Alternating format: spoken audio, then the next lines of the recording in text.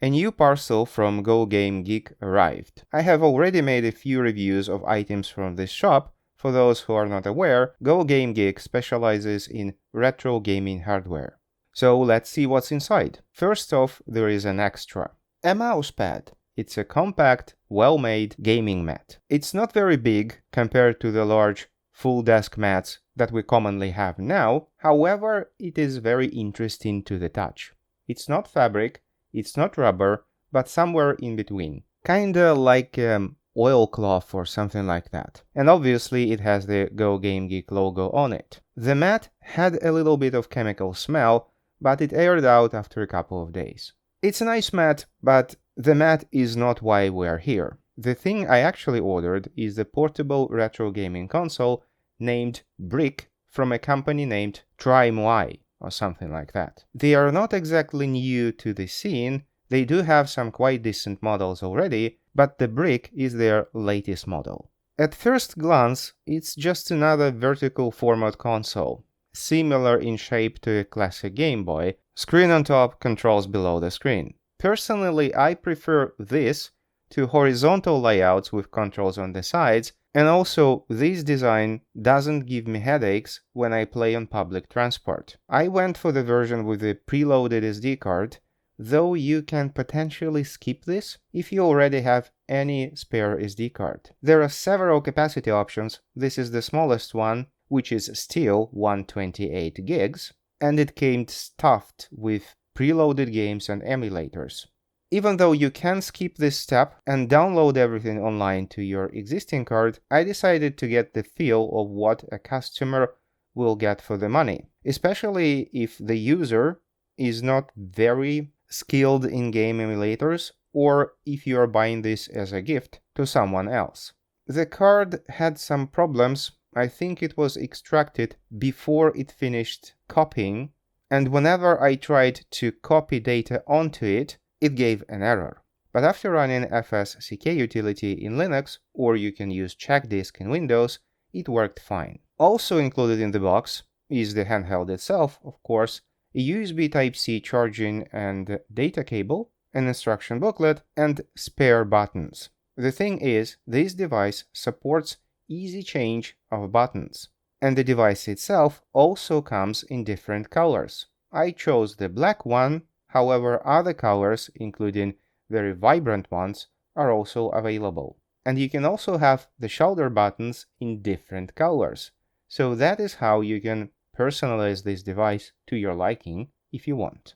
As for the first impressions out of the box, the Brick feels very solid, like a serious device and not a toy. The non-transparent casing adds to its premium feel, unlike those cheap-looking transparent ones, but still it's one of the cheapest options out there. So it doesn't look or feel cheap, but it is also fairly lightweight, it's about 160 grams, and the overall size is close to a pack of cigarettes.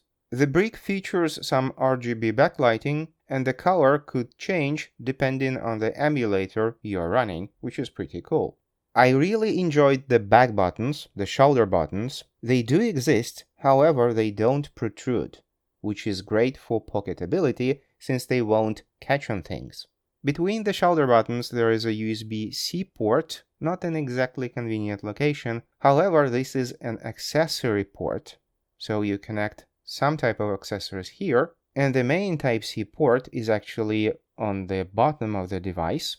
It is used for data transfer, also to connect some accessories like gamepads, and obviously for charging. However, the manufacturer says that you should not use any type of fast charging on this device. So stick to a 1 amp or 2 amp normal USB charger and you should be fine. Also on the bottom there is a reset button, a memory card slot, a mono mic, yes this device has a mic, a headphone jack, and besides the headphone jack, on the front of the device there are 2 stereo speakers. I checked them and they really produce stereo sound. The sound is decent enough for the size, it's clear and loud. All the buttons are click buttons, there is no analog control, no analog triggers, no analog sticks. All of them are clicky, and they don't use microswitches, they don't use pure membrane. The technology used for buttons is dome membrane. It's the same technology that is used on most desktop keyboards. There is also a volume control consisting of two buttons on one side, and on the other side there is a power button which has an indicator LED underneath and a locking slider. Some reviewers complained that the power button was very hard to press. Probably they got the device from a very first batch. Mine is obviously not from the first batch, and I don't have any problems with any of the buttons. Also, some reviewers complained that the buttons are too noisy. I don't find them noisy. I will try to give you a sample of how the buttons sound.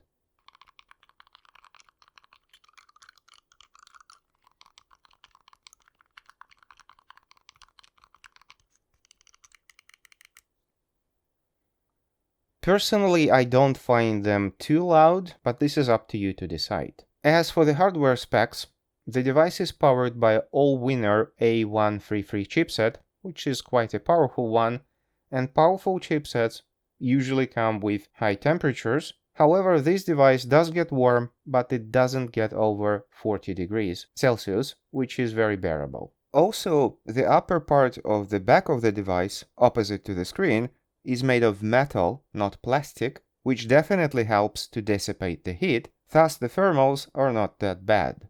It also has 1 GB of LPDDR3 RAM. Some reviewers say it's LPDDR4, it's not, it's LPDDR3. And it also has 8 gigs of internal storage, which hosts the operating system. Games and emulators load well, however some of them load a bit slow. So the emulated game itself works fine, however some of the emulators take a while to load. It has a variety of emulated consoles, including the Portmaster, and it also has some additional features such as media player, ebook reader, and even Moonlight, so you can connect to your Steam using this device. The connection is made through Wi-Fi. This device does have Wi-Fi, and it also has a Wi-Fi hotspot mode, so you can connect other devices via Wi-Fi directly to this one, probably to play the same game in co-op mode or in versus mode. It also has Bluetooth, and the Bluetooth has audio stack, so you can connect your Bluetooth earbuds to this device no problem. The screen is 3.2-inch non-touch screen, so it doesn't support touch input. The reason why they are using 3.2 screen and not a 3.5 screen or 4 screen, which could realistically fit in here, is because the manufacturer chose to use the already available screens and not to order a bespoke one. They were after certain specs for the screen. First of all, it's an IPS screen, 400 nits of brightness, which is quite impressive, and the biggest difference from the competition is the resolution. The screen is 1024 by 768, which is much bigger than most of the competition. It is sharper than most other consoles, and if you configure the emulators to use proper scaling for the sprites, the old games look surprisingly well. Of course, this is open to debate, since some retro gamers prefer to play the game exactly how it was meant to be played 30 or 40 years ago when the game was released. However, I think that if you can improve FPS resolution in retro games, then you most definitely should. Here is a comparison of similar devices, and you can clearly see that the image on the Trimui Brick screen is much sharper. My version of the device runs CrossMix OS, which is a Linux-derived interface. I believe that earlier batches were shipped with a different operating system. Or maybe GameGeek installed this CrossMix of their own accord, since Go GameGeek option is superior to what is currently available from the manufacturer website. CrossMix is user-friendly, but not as polished as some alternatives. For example, the terminal, when you open it, distorts the image and you cannot see what's going on. Same happens when you try to update firmware over the air. But this is obviously a software issue which could be easily fixed by a software update. That said, other custom firmware options, such as Onion OS or Garlic OS, are emerging, adding support for the brick, and they may add more flexibility. So this brings us to the final question. Do you need this device? Is this device for you? It depends. If you are into retro gaming, if you need something portable for trips, or you just want to scratch that nostalgia itch, the Trimui Brick is a great option in a sea of similar devices. Since it is well built, it is powerful enough, the screen stands out from the competition, it has built-in Wi-Fi and Bluetooth, while many competitors don't. And also the price is reasonable enough. So if you have made up your mind, go to Go Game Geek store by following the link in the description. I'm the god of YouTube! Like, subscribe, jingle bells.